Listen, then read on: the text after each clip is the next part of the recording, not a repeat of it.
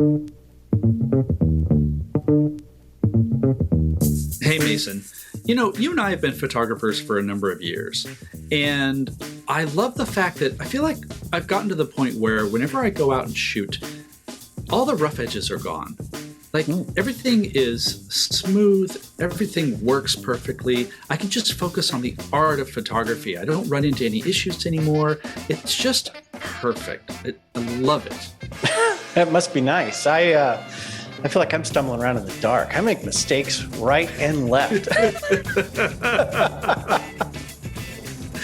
I'm not laughing at you, I swear, because I completely agree. We were talking earlier about how many mistakes that we have made, and you think there are small mistakes, there are big mistakes, and it's amazing that not only have we made lots of mistakes in our careers, but we continue to make mistakes. I find myself doing stupid things that I know better, and so I thought, well, why don't we talk about mistakes? Oh yeah, we could talk for hours. How about maybe just like a handful of mistakes each? Okay. Yeah. See what we've learned. Sounds good. In photography, mistakes are great opportunities to learn. And we're all about learning here at Photocombobulate, so I guess we're all about making mistakes. We are all about making mistakes and learning from our mistakes and recognizing that making mistakes is part of the whole deal. All right, let's make some mistakes. I'm Mason Marsh. I'm Jeff Carlson. This is Photocombobulate.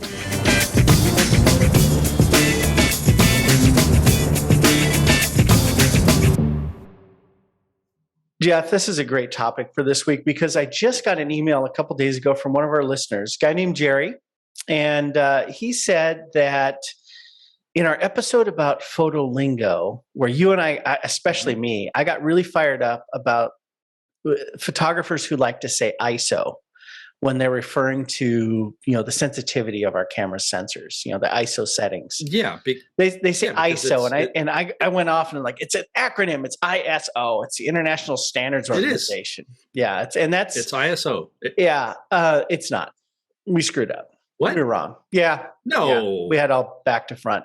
So Jerry was very kind to send the link to the International Standards Organization website, which very clearly says that it's not an acronym. It's short for the Greek word isos, which is equal.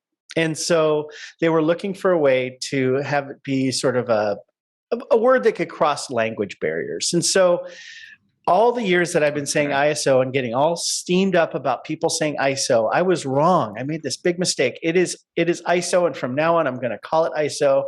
And I appreciate Jerry straightening me out on that one. Damn it. Wow. Yeah. Why is it capitalized then? It doesn't make any sense. I don't know. I went to the website and I looked, and it's still capitalized. It doesn't make sense. It is confusing, but it's got to respect the actual truth, I guess. Yeah, and I think that's maybe I'll make a GIF about this. Oh, jeez, don't do that one. I think that this is a great opportunity for us because, whenever I make a mistake like this, and somebody points it out or I figure it out myself, I'm always stop for a moment and say, put this one in the bank. Think about this. You made a mistake. Mm-hmm. You're going to do it right from here on out. And for some reason, maybe it's my nature, Jeff, but if I make a mistake, I'm not going to forget that. And when I fix that mistake and I do it differently, that lesson sticks and it stays with me, and I'm constantly kind of humbled by the amount of mistakes I make. But I also think that I'm a lot better photographer because I make so many mistakes. Yeah, definitely. Well, especially the memorable mistakes. I mean, there are mistakes, maybe in composition or something that you don't necessarily catch. But when we were coming up with our lists of mistakes that we wanted to talk about, these were things that just sear in my brain. Like, I can't believe I did this as a professional photographer. And, some things some mistakes you make because either you learned differently or, you're just sort of lazy about something. Like one of the things that I'm going to talk about, I think, is just because it's not necessarily laziness, but it's because I'm not looking at the whole scene, right? Mm-hmm. But then there are some other things where this thing happens, and the next time you go out shooting, you will remember that event and remember, like, oh, okay, I need to do X because otherwise Y is going to happen. And when Y happened last time, I was crushed. Yeah. I mean, we're talking about moments where expletives are put into use, right? We're talking about moments where Yes. You throw your hands up in the air and you're like, oh my God, I can't believe I did that. And I don't do this all the time. I mean, if I had these types of mistakes all the time, I'm not sure I would be happy doing photography, but Right. it does happen often enough that I'm like, wow, and I do think that wisdom comes from these moments, and you get this sort of experience under your belt, like, yeah, I've screwed that one up and I'm not going to screw it up again. So let's talk about some of these mistakes we've made, these big ones and the ones that we're not ever going to do again. We're not going to make these mistakes again, right? We will totally make these mistakes again. Probably a mistake that I mean, that, right? Exactly. I mean, well, and for me, like that humbling aspect of it is really huge for me, because it makes me realize, even though I've been doing this for years, and I'm not a full-time professional photographer, but I will guarantee you full-time professional photographers make mistakes too. And so there invariably comes a time when you're thinking to yourself, why am I even doing this? Because I don't like what I'm doing. I don't like the output that I'm getting, and I can't believe I forgot this thing. Right. And it's great to take a moment and say, you know what, like, this is part of the art of making it. This is the part of the action and all of the different things that you have to put together to make a successful photo. Mm-hmm. And so, of course, you're going to make mistakes. And, like the people who are masters of photographer, they make mistakes. And so it's okay. And then the next time, you try not to make that mistake. And if you do make a mistake, you realize, look, it's all right. I'm human, and move on from there. Yeah. I mean, screwing up means you're trying stuff that, and if you don't do anything, you're not going to make any mistakes. You don't want to be that person. So I'm going to start with one of my mistakes, Jeff. I'm going to throw out the first one here. And this is one that it has really changed how I approach my packing, specifically for trips. I went down to the Southern Oregon coast, and it wasn't a photo trip. It wasn't like I was doing a workshop or anything like that. This was just a trip down to visit family. But I always bring a camera bag full of stuff, and I always like to go out on the coast, especially in the wintertime. And this was a wintertime visit because the storms come in and the big waves, and it's spectacular. And it's always a great opportunity to go out and make some great photos. So I packed my bag full, all my stuff. I had all my lenses, I think I had 2 or 3 cameras with me and tripods, all this stuff. And I hauled it all down there. And I got out on the shore with my friend Cal, who was out there with me. And I open up my camera bag and I take my camera out and I go to turn it on. It doesn't turn on. And I'm like, whoa, what happened to my cameras? So I flip open the door to the battery compartment and it's totally empty. There's no battery in it. I'm like, oh, that's okay. I always have a couple extra batteries in my bag. So I unzip the pocket where I keep my batteries, totally empty. I had taken all my batteries out to charge them up for the trip and left them in the charger back in my office.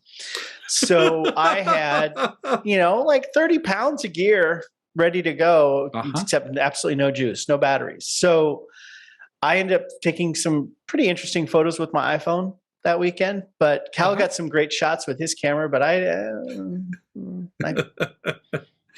of course, Cal probably shot a different camera, so he couldn't loan you any batteries. Yeah, no. Heaven forbid camera makers should use like one type of battery that would be interchangeable. Exactly. Yeah. And it's not like something I could run down to the store and get, it's these camera batteries are so specialized now, and you're not going to go pick them up at your local Target. So drugstore. I learned a lesson there, and now we talked about this in one of our gear episodes. We talked about object permanence, and now it's this really big deal for me. My batteries are always in the one spot when I'm charging them, and when I load up my camera bag, I always check: do I have my batteries? I check my cameras. Do I have batteries in my cameras? And I have enough batteries that if I have them in my cameras and in my camera bag, I'm covered. And I just don't want to make that mistake ever again, because it really was one of those times where you stop and you kind of stare up in the sky and you're like, why do I do this? This is Totally. totally humiliating. So always double check your gear. Make sure everything you intend to bring is there, and have a place for everything in your bag, and have everything in its place, so that when you jump on that airplane or hop in that car, you don't get to your destination and realize you just don't have what you need to do the job. Yeah. So for me, what I found myself doing is basically doing like a big flat lay before I take a trip, or before I do any sort of, go to a photo shoot or something. Not necessarily in that flat lay sense of I'm going to take a top down picture of all my gear, which looks really good on Instagram. Just to have everything spread out, even though I have stuff in my bag and I know where it goes in my bag, and some of the stuff just stays in my bag. I will, find a big surface either on the floor or on a big table and just lay everything out just to make sure I have it all there. And, with batteries, make sure that there's something, if they're charging, maybe I have like a battery case or the little protective plastic thing just to remind me like, okay, those are the batteries, so that just like I can see it all, because it's so easy to think that you have something in a pocket of your bag and then realize that it's not there, especially if it's something that's, charging in another room. So even though it sounds like extra work, it's so worth it just to see it all and then pack it up. Yeah. You want to mitigate those types of mistakes by just being careful when you're setting up your gear for your trip. Yeah. Okay. Well, I'm going to jump on that, something similar. And I can't remember if I've told this story on the podcast before, but so I think you have, but it's such a good one. Let's do it again. Okay. So this wasn't a case of leaving anything at home. I was in Hawaii with my wife, and we were on like a little fairly secluded beach, and there were some people who were surfing, and it was sunset, and like it was just really idyllic. Sounds perfect. I had my camera. Oh, it was great. I had my camera, my Fuji X-T1. It has one card slot, and I'm just shooting and I'm shooting and I'm shooting and just really enjoying the moment, right?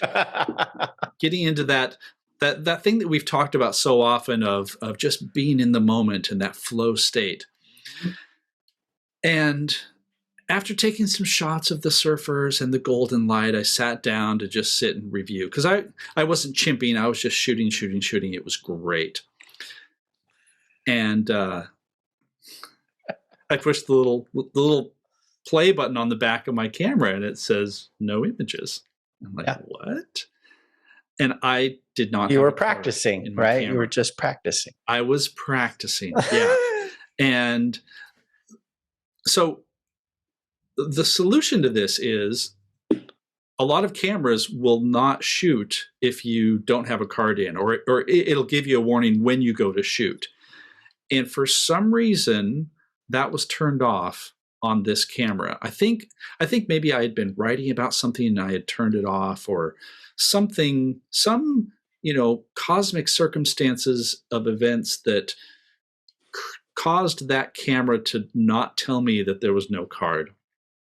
And literally, I sat down in the sand and I just had that crushing moment of, can I even call myself a photographer if I'm in this place and I don't have a memory card? And of course, I didn't have another one in my bag. God only knows why. It was back at the hotel room because I was traveling light, et cetera, et cetera. Just a failure on all levels. It was very humbling. However, now I make sure that setting is on. I make sure I have a card in my camera. I make sure I have extra cards at hand. I think you even keep a memory card taped to your inside of your shoe, right? I mean, you have memory cards everywhere. I tape it to my forehead. Just keep one taped to his forehead. I have one taped to the back of my phone. I've got one too. Yeah, I keep memory cards everywhere. Gaffer tape is amazing. Yeah, that is, I think, one great lesson from that, and this is true of, and I've heard this story so many times from other photographers. Cameras, if you have them set up as they come from the factory, almost always they're going to say in the menu somewhere, do not shoot with it without an SD card or without a lens. They're right next to those two. Why you'd shoot without a lens, I have no idea. But making sure you always have an SD card in there for the camera to even operate is absolutely important. Now, the reason you turn it off is if you're tethered shooting. So if you're plugged into a computer and your files are going directly to the computer, then you might turn that off. But really, that should always be on. And even when I'm tethering, I'm always shooting to the card too, just because I'm so worried about having that on and then forgetting it's on and having my camera work just fine. I will say, back in my days as a photojournalist, I did shoot an assignment once with no film in my camera. I did that once. Oh. And that created this really strong fear that, oh my God, do I have film in my camera? And I still have that to this day with memory cards. Luckily, my cameras have 2 memory card slots. And so, if I take one out to pop it into a card reader, I could still use my camera. But man, that is one of those things that, I kind of lay awake at night worrying about, because you could shoot a really important assignment. And I think you have a great story to share about this. You can shoot a really important assignment or an event and not have a memory card. And that, you should not be a professional if that happens to you. yeah, exactly. Well, and also, like, a corollary to this is, for some reason, I often bump the little lock switch that's on SD cards. The little sliding thing on the side. The little sliding thing. And fortunately, my camera will tell me that it's, the card is protected. But if it doesn't do that, or even if the little lock slider is just like halfway moved, the camera will say, oh, well, this card is locked. Right. And then you can't shoot. And so even if that happens and your camera tells you that, you want to make sure that you discover that before you need to start shooting. Yes. So don't, turn on your camera right as the wedding is happening or something, and then realize that oh, it's locked. Okay. And then you're fumbling, and then they say, I do. And then you get the camera up and you're hosed. Yeah. I think that, general systems check before you need to go to work is always a great step. Every time I mount a lens on my camera, Sony cameras have this weird, and mine's been doing this a lot lately, this weird little thing where they just don't act right if the lens isn't kind of seated properly. The contacts aren't seated properly. And so you kind of have to, even though the lens is locked on there, you kind of have to wiggle it a little bit. It's something I don't like. It's very disconcerting. But problematic. Yeah, it's not fun. And so every time I go to shoot, I'm like, hey, I'm not going to trust that when I turn this on, it's going to work right. I got to test it. And so I test to make sure my battery's charged, that my cards are in, and that my lens mounted securely. My lens cap is off. Those sorts of things are all really important. I will say, this wasn't on my list, but you reminded me. I once stood in panic on a beach during a workshop, thinking that my camera had gotten salt water in it or something and died. It was totally bricked. It would not turn on. And I checked the battery. The battery's fine. The fresh battery in the camera, SD cards in the camera. It just won't turn on, won't turn on, won't turn on. Lens cap. Oh no. I had the lens cap on. So, it's things like that, just going through that little checklist in your mind and being like, okay, this is good. This is good. This is good. It's like a shuttle launch, right? Or a rocket launch. They're always like, go flight, go flight, go flight. It's just like that when you turn on your camera. You've got to go through your checklist and make sure that you're ready to work. And because sometimes you forget batteries, you forget SD cards. So I'm going to move on to my next one. This one's a big one for me, Jeff, and I've actually made this mistake more than once. So sometimes that takes a couple for me to learn the lesson, but I definitely have the lesson in now. It's the I'll never do this again. Problem solved. Yes, problem solved. So, I'm a Apple user, and every now and then I'll get into my Finder and I'll look at the folders that I have of my hard drive on my hard drive. So all my images over the years, right? I've got thousands, hundreds of thousands of images on my hard drives. Yeah. And for some reason, I was moving computers or something. I don't remember what the exact situation was, but I decided I would get more organized. And so I started making folders and moving files around in the Finder. And, it was really, I love to be organized. You know me, Jeff. I love to be organized to the hilt. So I was really proud of myself. I made all these folders and everything made total sense. And I was moving the files over. I'm like, great, all those go here and these go there and everything's in its place. This is going to be so great. And then I opened Lightroom and Lightroom's like, all your images are gone. And I was like, oh God, I'm supposed to do that in Lightroom. I thought this is where you were going with this. Oh, yeah. I'm cringing. I'm so sorry. I know this is one of those things where unless you would think that this was okay. But the truth is, and you know this because you've written books on Lightroom. You're writing books on Lightroom. Yeah. Yeah. You don't mess with your files outside of Lightroom.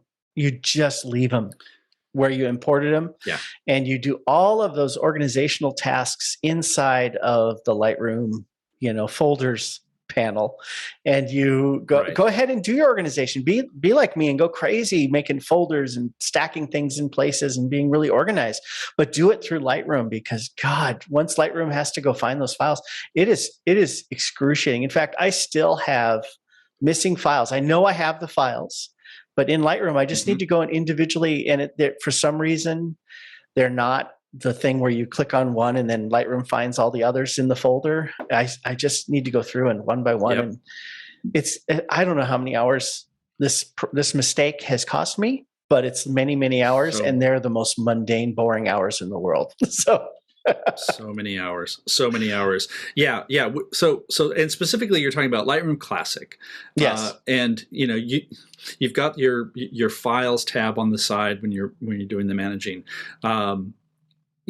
Especially if you have things on multiple drives, because of course not your entire library won't fit on your computer's internal hard drive. So you've got things scattered about, and Lightroom is great about knowing where those are.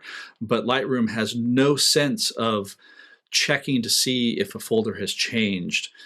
And if you break those links, break those locations, Lightroom's just like, I don't know.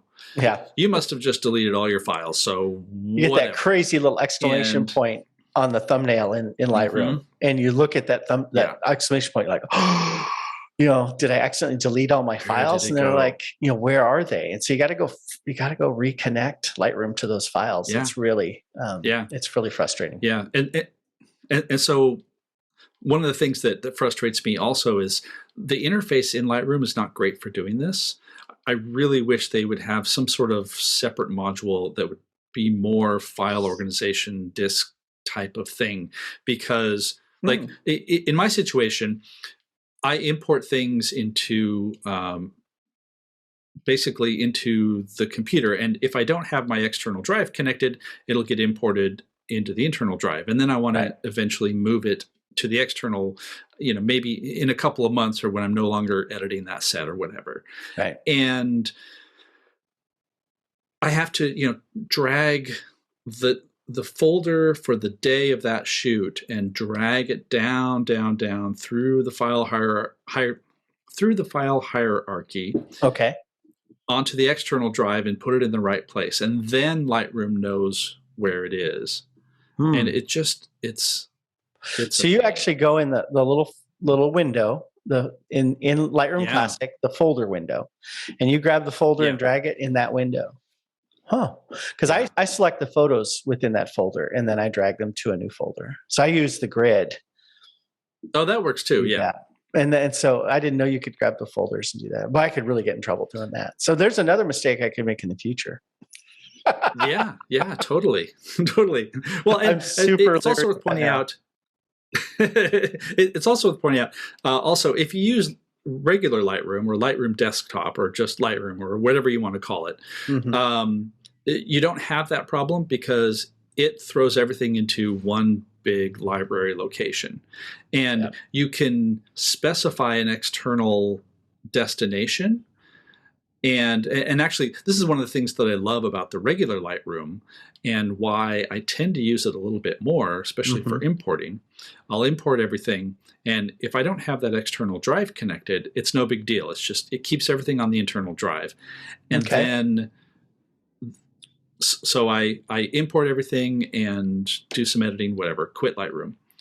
Then the next time I open Lightroom, if the drive is connected, so let's say I've gone back to my office, I hook up my external drive, it knows that it's connected, and it will automatically take all those images that I imported and copy them over to the external drive. And I don't have to do anything other than just watch it copy. I see. And if, I see. Yeah. And if the drive is not connected, then it'll pop up a thing and say, you know, your destination drive is not connected. Do you want to skip this for now?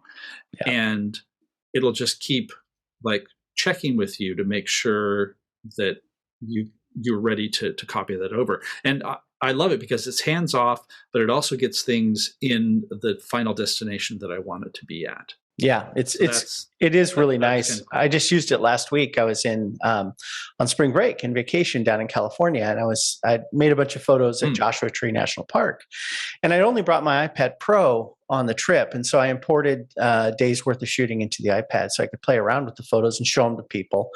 And it synchronizes so nicely to my Lightroom Classic library, because I have that external hard drive that those files live in, designated inside Lightroom, and it just so nicely does that. So when I got home and turned on my computer, an hour later, all the photos were already imported in. All the work that I'd done on them in the catalog was all there. It's just really, it's really nice. That whole system works so well. As long as you don't go messing around behind it in the Finder.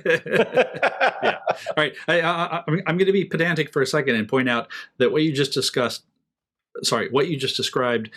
is syncing from the iPad up to Creative Cloud. Correct. And then the cloud syncs it back down to your computer, which is great because oftentimes you'll get home and everything is just there on your computer. Right. And then what I was talking about, there's a specific preference in the Lightroom preferences that lets you specify where your originals should be stored. And then for that, I specify the external drive. So I'm still getting the cloud syncing and all that, but the originals, once I'm back in my office and the drive is connected, it knows that that external drive is where the originals live. Yeah, that's why I brought it up, is because I had my all my stuff turned off here at home. And so once I got home and I turned it on, it synced to that external drive, because that was where I had designated the destination location. So anyway, tell me about one of your other mistakes, Jeff. That's it. I don't have any other That's mistakes. It? Oh, well, I'll just keep going on my long. I've got a list of arms long. No, one of the things that, this is actually a really good example of something that I do to this day, especially when I'm shooting landscape images, right? Mm-hmm. And one of the techniques when you're shooting landscape is you use a really low aperture, so high number, small aperture, so like f8, f10 sometimes, so you get that nice long depth of field focus, so that everything's in focus, because you want everything from here to the horizon. The problem is, quite often, and depending on where you're situated, the stuff that's directly in the foreground will be blurry. Because it's really my close brain is thinking, but because it's really close to you. But my brain is looking at the vista, the mountains, the lake, the whatever, and focusing on that, because I want lots of focus as much as I can. And then I forget about that really close foreground area. And as I'm looking through the viewfinder, it's just not really apparent to me. And then I look at the photos later, and it turns out that not only is the foreground blurry, it's like 25% of the image that's just soft. And the problem is that my eyes go straight to that blurry part, because it's in the foreground, it's big, it's distracting, and the shot just looks terrible in my view. And so I've taught myself, when I'm shooting like that, like focus on the foreground, or make sure that what is in the foreground is in focus, because your aperture will take care of having everything else in focus when you're shooting, like I said, f8, f10, f11. And then you don't have to worry about that. But I have so many pictures that are really perfectly fine, and I end up having to crop it in because I screwed up the bottom of it. And then I don't have the same vista that I had in mind. And it's blurry, it's distracting. And I've made this mistake too many times because I'm not looking at the entire frame. I'm not scrutinizing it. I'm just like, ooh, look at the shiny, colorful part over there. Yeah, you're responding to the subject matter that you're really excited about. And one of the problems we have with digital photography, and this is something I mention in my classes a lot, is oftentimes it'll look just fine on that screen on the back. You take a quick glance, you chimp a little bit. You're like, oh, it's great, I got it. If you don't stop and zoom in and check your work to make sure it's in focus, you're really taking a big risk. And this is a classic mistake that I've made many times, is I look really quickly on the LCD on the back. I'm like, it looks good. And I keep going, and I'll shoot, 300, 400, 500 photos sometimes at a really nice sunset, really nice sunrise. And I'll get back and I'm like, well, I wish I had something I could use because a lot of this stuff is out of focus. There are things we can do now to help sharpen things that are a little bit soft, but if something's really out of focus, it's gone. Yeah, not like that. And so, learn how to zoom in on review in your camera. And one of the great things about a mirrorless camera is you can use the EVF.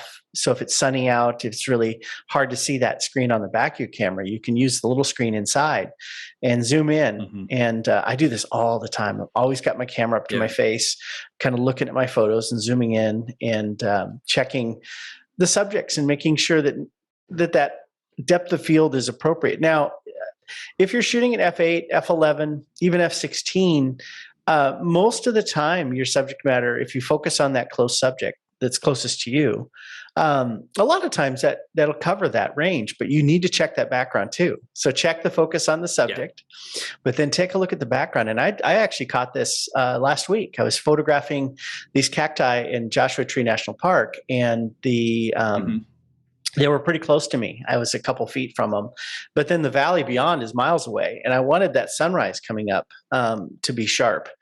And so I photographed, I focused on the cactus. I took a shot, reviewed it, and looked at it, and the background was just a little off. And so I'm like, okay, it's actually far enough that me shooting it, my lens closed down all the way. And my prime lens that I was using only goes up to f16.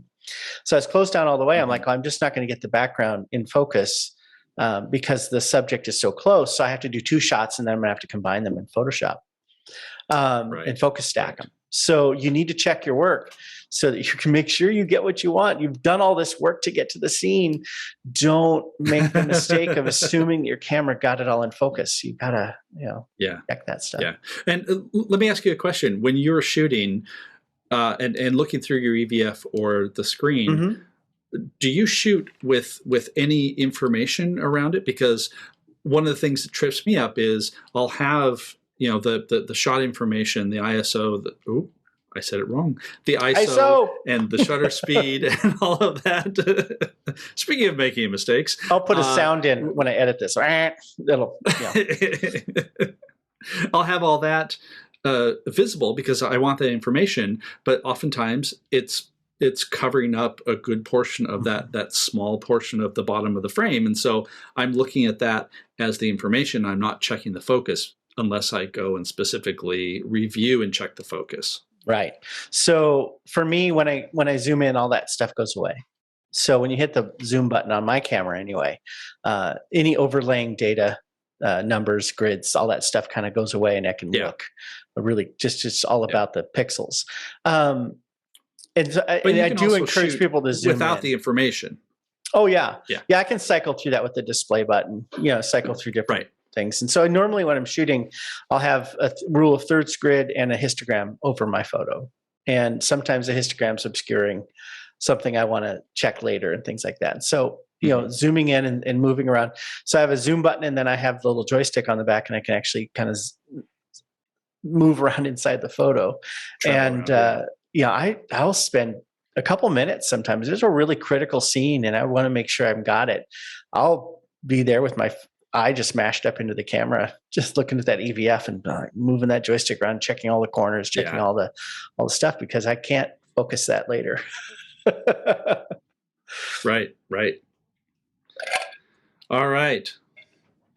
Is it time for me to do one? Oh boy. So do you have any more mistakes? Do I have any more mistakes? How much time we got? So this is one that I've done actually more than once. And occasionally I will switch my camera from shooting in RAW. I almost always shoot in RAW. I mean, that's my default. Yeah, absolutely. 99% of the time I'm shooting in RAW. But if I'm doing something like a time lapse, it's a classic example. If I'm shooting a time lapse that has 900 shots in it or some crazy number like that, I'll switch over to JPEG. Oftentimes when I do that, I'll have a JPEG profile set up so that it's in the 16:9 format and it's got the certain color settings and tonality that I want, and I'll shoot that time lapse, and then I'll usually time lapses I'm doing are late at night, sunset type things. And I'll turn my camera off when it's done with the time lapse. I'll throw it in the bag. And then the next time I go shoot, I'm just banging away and I'm making JPEGs, and I don't want those JPEGs anymore. I just wanted to do the time lapse in JPEG. So I end up making a bunch of critical images in a compressed format that I don't want to shoot. I don't want to process in JPEG. So I've done this more than once. I wish that my camera, when it was in JPEG mode, would actually put like a red band across the screen or something that would be like, "Are you sure?" Hey, dummy, dude, you're in JPEG mode. It really is. It's like driving around with the trunk open in your car and you don't know, right? You want somebody to pull up next to you and be like, "Dude, your trunk's open." So I wish my camera would alert me, but I've happily shot, almost full days before and looked down and finally noticed that it says JPEG in the corner of my screen. And then I'm like, or even worse, I've gotten back and I put them on my computer. I'm like, well, I got these JPEGs. Where's the RAWs? Like, you didn't make any RAWs, dummy. So yeah, exactly. You've never done that. JPEGs on the other card. Yeah, you've never done that. No, of course not. Of course not. I mean, this is this is just like doing the flat lay of your equipment. Is before you're shooting, go through all your settings to make sure those are correct and shooting what you want. I cannot tell you, this is sort of, maybe I'm going to throw in a bonus mistake here that I've done many, many times, which is I will shoot at a high ISO the night before because I'm in a low light situation, and then forget about it. And then the next day in bright sunlight, I'm shooting and realizing like, wow, my camera is shooting at like 1/4000th of a second. What's going on? And then I realize that, my image is completely noisy because I'm at like some absurd ISO. Maybe I'm just bringing this up so I can reiterate that ISO is the word. ISO is the word. ISO, yes. I've done that mistake too, Jeff. ISO is the word. Yeah. I'm shooting some sunrise. I'm like, man, I'm banging out some awesome speeds. I don't have to worry. I don't even have to have my camera on a tripod. I'm just going, and my ISO is like 6,400, or something crazy. Right, exactly. Yeah. Gosh, that was a really grainy, smoky sunrise, wasn't it? Yeah. You go ahead. There's actually a great video from our friends over at DP Review. I remember running across this. It was for the XT2, the Fujifilm XT2, and they shot a wedding with it. So two of them had, Carrie Rose and Wen Mei Hill, they each had cameras and they were shooting somebody's wedding. And they're going through and they're talking about the features of the camera, et cetera.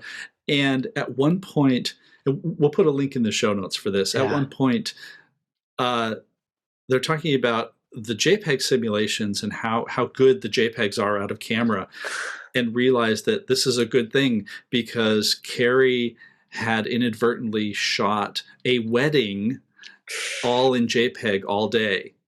He had set an uncompressed raw setting, but that didn't actually turn on the raw. It was just a preference. And, you know, the pain of that, I think we've all experienced some of that, but to do that at a wedding, and there's just this beautiful shot of Carrie just looking absolutely forlorn. He's sitting in a chair, like, I can't believe.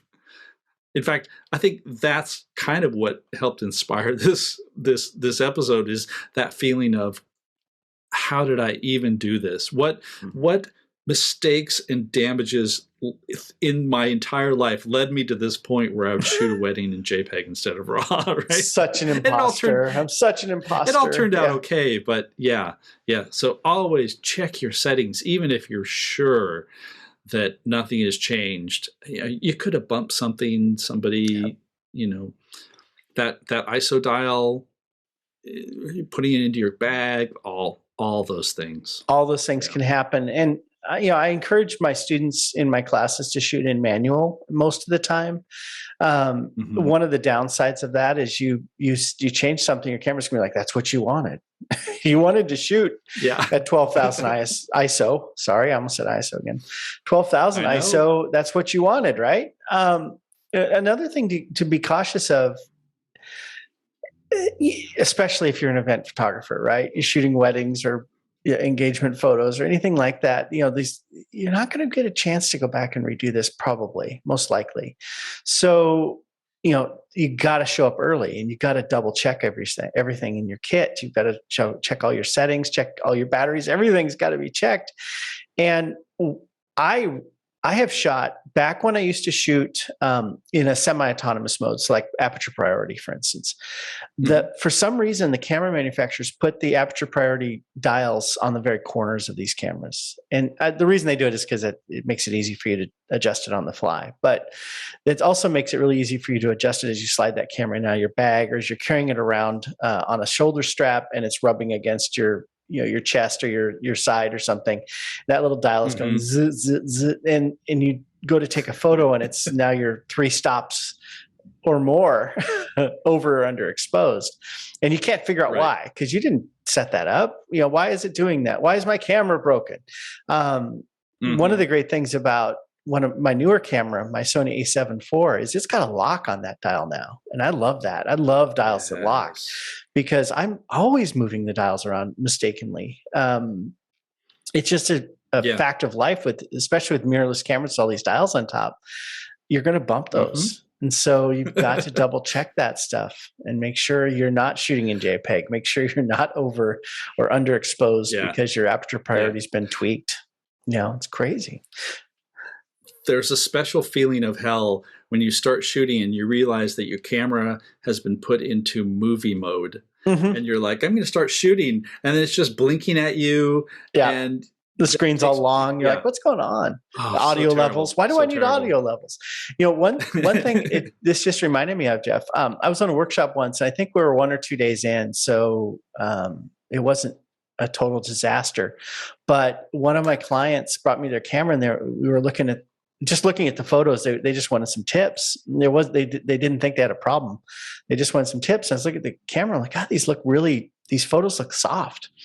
And so I'd zoom in on it, with the zoom in button. I'm like, I hit the zoom in button, but we're already zoomed in.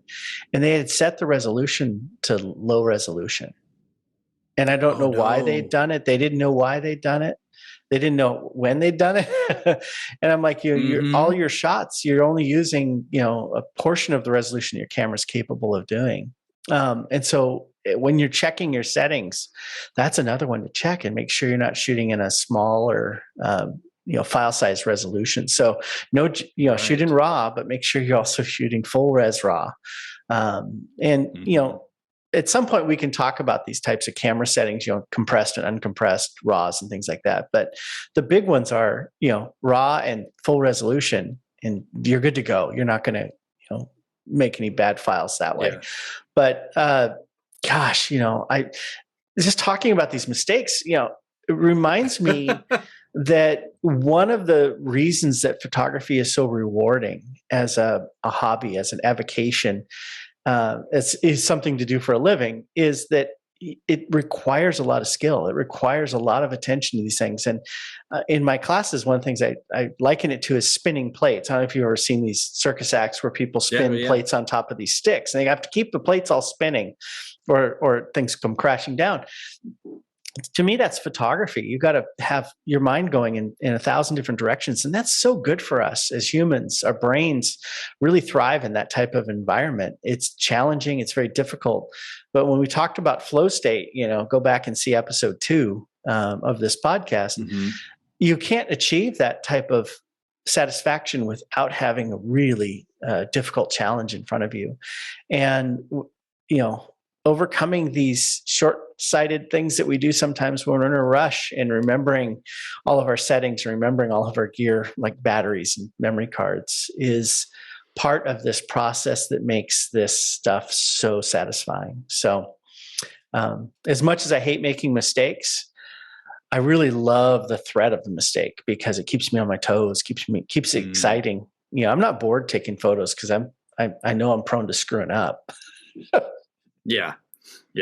Well, and that's also the nice thing about digital too. You can screw up a lot and you're not burning canisters of film. So that's good. Oh yeah. Okay. I've got some horror stories on that. All right. I have one more. Oh, I love this one. So the specific instance of this was actually because I know the good folks at DP Review. Mm-hmm. When Peak Design came out with their travel tripod, the DP Review folks got an early pre-production model so they could write about it. And so I got to basically... And you snuck into the office and stole it, didn't you? You snuck in. Snuck it in. I asked very politely if I... It's so small, you hid it in your sleeve and walked out. And so I had one day to play with this tripod. And of course, I had all sorts of other deadlines and projects and all that. So basically, woke up this day and it was super foggy. I love the fog. Yeah. And where I live, I can walk maybe 15, 20 minutes and there's this park where you feel like you are in the middle of the forest. Mm. So it's foggy. It's perfect. Like the thing that I just love about photography. And so I take the tripod out, I get it all set up, and I grab my camera. And what's not on the camera? I didn't have a Swiss Arca plate to connect it to the tripod. Yep. So I went to all this trouble, and I could not actually use the tripod because I couldn't get my camera to actually connect to the tripod. And so you didn't just set your camera on top of it, just lightly set it there, just balance it up. I totally did, but it's not the same at all. It's not the same. Especially because it's foggy, it's dark. I knew I would want to have some longer exposures, and that just wasn't possible. Yeah. So for me, having tripods, having plates connected to the things that I need, whether that's an L bracket or putting, like if I have on my XT3, I have a battery grip. And so sometimes if I'm using that because I want to extend the life of the battery or whatever, making sure that I have a plate that I can screw onto there. And the other side has also bit me, which is when I've rented lenses, especially big zoom lenses, and they all have that extra foot because you want to mount the lens on your tripod for the weight balance. Yeah. Well, rented that. It doesn't come with a plate. And so I use one of my plates. I put it on there. I use it, go on a workshop, have that for a week or two, send it back. I don't know how many little plates I have sent back to. It's really kind of you, though, Jeff, to make sure that the next user of that lens has a plate. Yeah. So you wrote Peak Design. It's ridiculous. Like, hey, I need like 20 of these plates, right? A box of these plates. That is something that Totally. I've done too. I've showed up with the tripod and a camera and no way to connect them. Um, you know, Mhm. all of our good tripods, they don't have the little threaded stud that you screw into the tripod socket on the bottom of your camera. They all require a plate that you clamp to, and it's just one more piece of gear that you've got to keep control of. And yeah, it's really challenging. Um, especially if you have multiple cameras and multiple lenses that with foots with feet. Foots. I have had I've had trouble with I have a pano rig, as you know. I like taking panoramas. Oh yeah. And I have brought the panorama rig, which is kind of heavy, and you carry it in your bag, and you go to get there, and you're missing one part of it because you left it laying somewhere. And I'm like, there's so many bits and pieces to this craft that we do, all these tools that we have to keep track of. It is definitely combobulated or discombobulated. Yeah. And we need to combobulate Definitely it by discombobulated. Yeah, it's definitely discombobulated. I got to get my head discombobulated. Still on vacation. You're discombobulated. I'm all discombobulated. But yeah, making sure all of that stuff is in its place. And I want to circle back around and say that a lot of my mistakes are gear related, and they're things that I forgot to bring or assumed that I brought, and just because they're always there, it's always right there. Yeah. And for some reason, I took it off and changed it. So I think a general rule for me right now is I typically shoot in manual raw. I have this certain settings that I like. There's certain gear that I use all the time. And I do have a routine. I'm stuck in the mud as far as a certain routine that I follow. If for some reason I go out of that routine, let's say I'm working on a special project, I want to try something new, which I'm trying to do more and more of, I have to make a note. Hey, you're breaking your routine. Remember to reset everything back to square one so that you aren't screwed up when you go take that camera in the bag. A good rule, and we've been talking about how when you get to a scene, you get to an event, get your camera out and check it. But a good rule is to do that setup at the end of your previous event. So don't put your gear away dirty. That's a good way to put it. So I read a book once about Navy SEALs. And one of the things that Navy SEALs do, no matter how hard the mission was, no matter how tired and dirty and sore they are, when they get back, they clean all their gear and put it away exactly where it's supposed to be.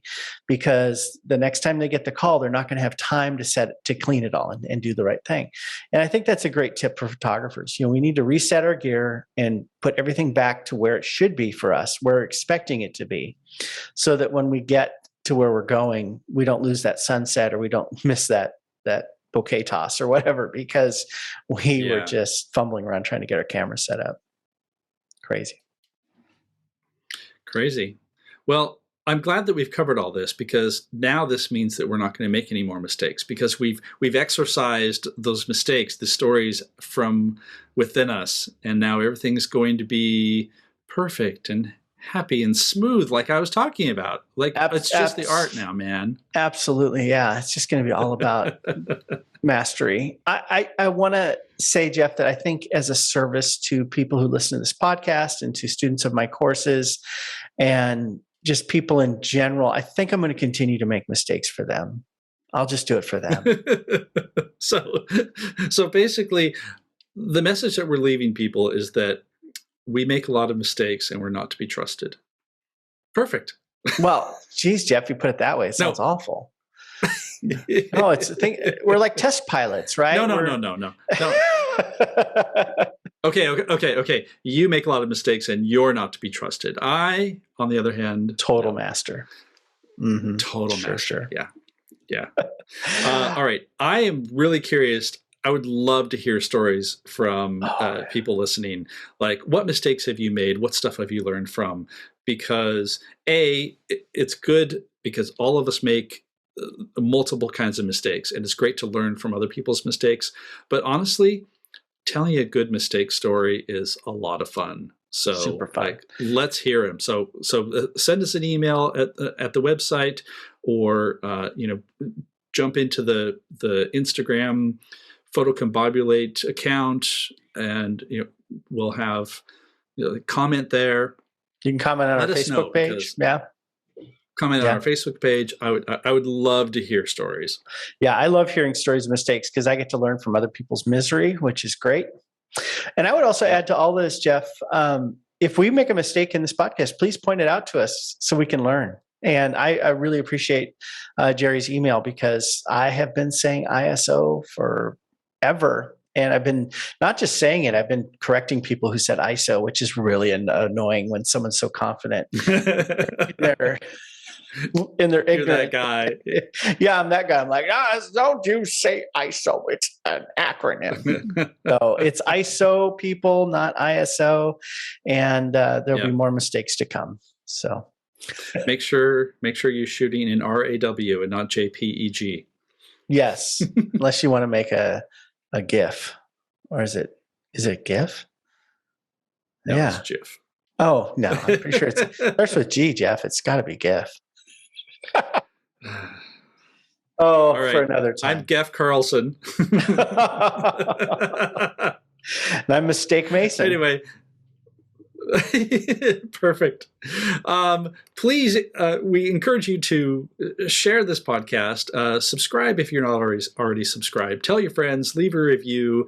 It really helps not only to get ratings and reviews, but it just ups the profile. And now that we are now here at episode 17, I think we're at. Yeah, 17. We're building a good back catalog, and I think all of the episodes that we've made so far are mostly timeless. And so you can go back and you can review techniques. And especially, let me point out, we've had some great guests on this podcast. Joe McNally, Scott Kelby. It's just, when you have a little bit of time, go revisit those, because we've had some fantastic conversations.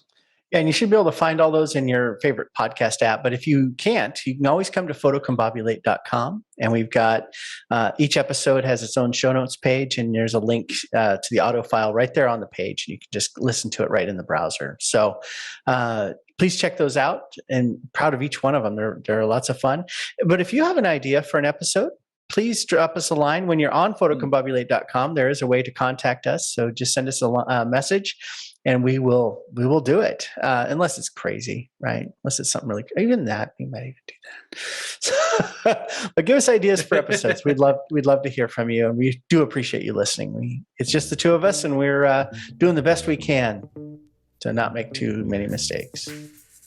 And I'm going to bring up one last thing. If you've not already done so, subscribe to our mailing list, which is also at photocombobulate.com, because not only do you get news of when a new episode appears, that's what we use to do giveaways. So, for example, we're giving away 2 copies of Scott Kelby's The Travel Photography book. That's right. And we're going to take those names from the list of people who are subscribed. That's kind of the best way for us to have contacts.